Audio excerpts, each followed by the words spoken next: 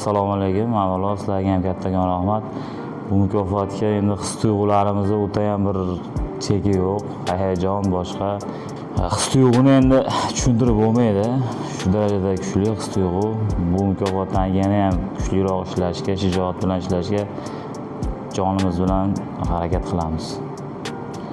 Bu mukofot men uchun kelajakdagi o'zimni yana ham futbol murabbiyligi rivojida katta narsa anglatadi, chunki bu mukofot bilan birinchi marta mana nominatsiya bilan g'olib bo'lyapman. Aytganimdek, Xudo xolasa kelajakda sbornilarga tushadigan yaxshi futbolchilar chiqarishga harakat qilaman. Avvalambor Andijon uchun ham, butun O'zbekistonimiz uchun ham sportga rivojiga hissa qo'shayotgan birinchi o'rinda yurtboshimiz, prezidentimizga kattakon rahmat, chunki bu sportga erishayotgan yutuqlar hammasining tagida shu yurtboshimiz bor.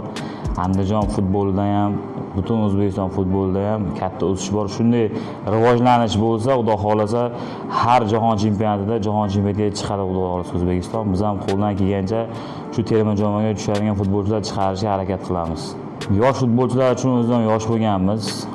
Birinchi o'rinda mehnat va yana mehnat. Shu ustozlar aytganini qilishlik.